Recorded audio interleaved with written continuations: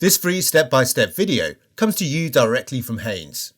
You can complete more than 200 jobs on this vehicle when you purchase the complete Haynes online manual at haynes.com. Tail light bulbs renewal.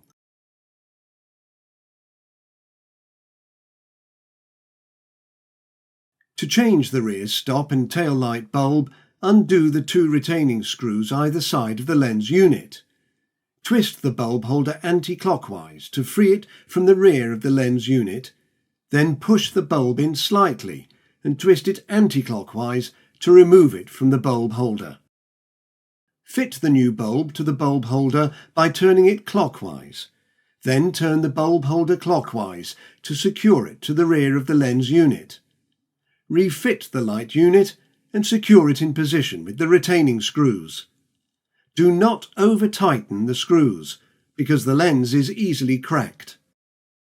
Check that the new bulb operates correctly after fitting. Follow the same procedure to remove the indicator lamp unit and bulb, then to refit. Follow the same procedure to remove the indicator lamp unit and bulb, then to refit.